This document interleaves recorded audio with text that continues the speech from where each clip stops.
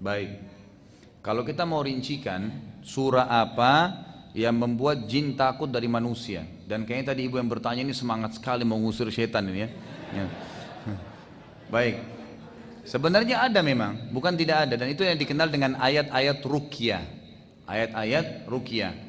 Tentu panjang kalau kita mau jelaskan sini, tapi sudah banyak buku yang dijual, ya. Mungkin saya sarankan ibu yang bertanya dan yang lainnya juga bisa beli buku tentang ruqyah diterbitkan oleh kalau tidak salah Pustaka Ibnu Umar, ya, kecil bukunya itu tentang ruqyah. Kalau tidak salah harganya sekitar 9.000 sampai 10.000 rupiah mungkin.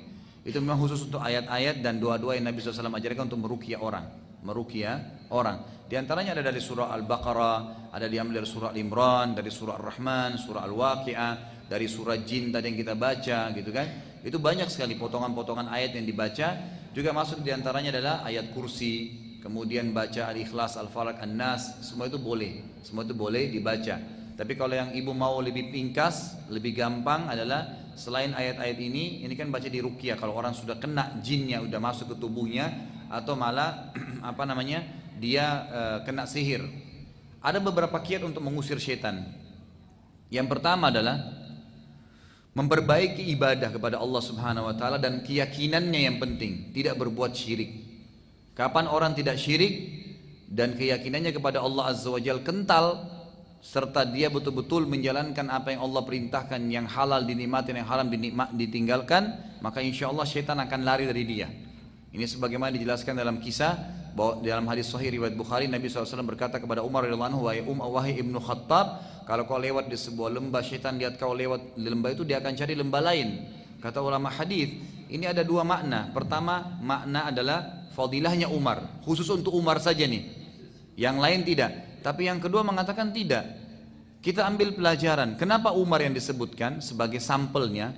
Karena Umar ternyata salah satu sifat yang kentalnya adalah dia kalau yang halal dinikmatin, yang haram ditinggalkan, dan tidak main-main meninggalkan yang haram gitu. Bahkan Umar mengatur saf pada saat mengatakan istau, luruskanlah, itu beliau menggaris saf itu dengan pedang gitu.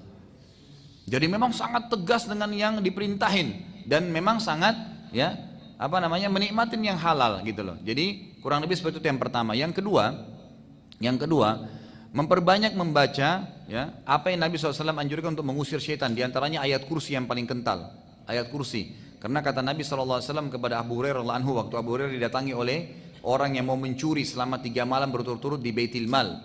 Yang pertama datang, malam pertama dia mencuri, ditangkap, dilepasin. Nabi SAW mengatakan, apa yang dilakukan oleh tadi malam tamumu wahai Abu Hurairah? Dia mengatakan, ya Rasulullah, dia mengatakan miskin, saya lepasin. Kata Nabi SAW, dia bohong, dia akan datang besok malam. Kembali lagi besok malam, ditangkap lagi Abu Hurairah, dia minta maaf lagi, dilepasin lagi. Nabi tanya lagi di subuh, apa yang tamumu kerjakan tadi malam? Dia mengatakan, ya Rasulullah, dia minta maaf, dia dilepas. Janji tidak akan datang. Lalu kata Nabi SAW, dia akan balik lagi. Malam ketiga dia balik lagi, ditangkap Abu Hurairah mau mencuri lagi di Baitul Mal. Lalu kata Abu Hurairah, saya tidak akan lepaskan kamu. Kata orang itu, lepaskan saya dan saya akan ajarkan kepadamu ayat Al-Quran yang kalau kau baca syaitan tidak akan berani mendekatimu. Lalu Abu Hurairah mengatakan, apakah itu? Kata orang itu, ayat kursi. Lalu Abu Hurairah lepasin. Subuh ketemu dengan Nabi SAW, Nabi mengatakan, apa yang tamu kamu kerjakan tadi malam? Kata Abu Hurairah, ya Rasulullah, saya lepasin gara-gara dia bilang, ya, saya ajarkan kepada kamu ayat Quran, kalau kau baca syaitan tidak akan dekati kamu. Apa itu kata Nabi? Kata Abu Hurairah, ayat kursi. Kata Nabi SAW, ketahuilah yang telah datang selama 3 malam mau mencuri makananmu adalah syaitan, dan dia sering membohongi manusia. Tapi apa yang dia sampaikan kepada kamu tentang ayat kursi benar. Itu yang disampaikan adalah benar. Jadi baca ayat kursi. Kemudian membaca Al-Ikhlas, Al-Falaq, An-Nas, ya, sebagaimana sudah dijelaskan dalam banyak riwayat gitu kan. Di antaranya surah An-Nas, alladzi yuwaswisu fi sudurin nas minal jinnati wan nas, mengusir jin dan manusia yang mengganggu hati manusia. Gitu kan? Ini. Kemudian termasuk juga hal-hal yang kecil seperti misalnya masuk ke dalam rumah dengan memberi salam. Kata Nabi SAW, siapapun yang masuk ke rumahnya lalu dia memberikan salam, baik untuk keluarganya atau diri dia sendiri, Assalamualaikum warahmatullahi wabarakatuh, lengkapin ya. Kena Assalamualaikum 10 pahalanya, warahmatullahi 10, wabarakatuh 10, lengkapin, biasakan itu. Siapa yang membaca salam pada saat masuk ke rumahnya, maka syaitan di sekitar rumahnya berkata kepada teman-temannya, tidak ada tempat nginap untuk kalian malam ini. Nah, jadi tidak ada tempat, tidak bisa masuk ke dalam rumah kita dengan salam saja. Makanya biasa syaitan itu malas membuat kita salam karena dia tahu tuh dia tertutup nggak bisa masuk. Dan dalam hadis lain kata Nabi SAW, syaitan tidak akan pernah bisa membuka pintu yang ditutup oleh pemilik rumahnya. Jadi tidak seperti sinetron atau film kita ya, syaitan tembus pintu itu nggak benar. Oh iya, ini sekalian kita bantah karena memang hadis mengatakan, Nabi SAW mengatakan syaitan tidak bisa menembus atau membuka pintu yang tidak ditutup oleh pemilik rumahnya, dan syaitan juga tidak akan bisa membalik lagi piring yang telah ditutup oleh pemiliknya. Jadi nggak bisa, dia nggak bisa buat apa-apa, dia cuma menggoda saja, gitu kan. Makanya dia cuma ikut kalau kita lagi makan. Caranya gimana? Kata Nabi SAW melanjutkan hadisnya, dan kalau dia makan dia membaca Bismillah, maka syaitan tadi bicara lagi sama teman-temannya di sekitar rumah itu, tidak ada makan malam untuk kalian. Makanya kita harus baca Bismillah dan keluarkan suara ya. Ini saya mau minum, Bismillah. Karena biasa syaitan bisikin kita itu seakan-akan sudah baca padahal belum. Dan itu cara dia untuk mencuri itu.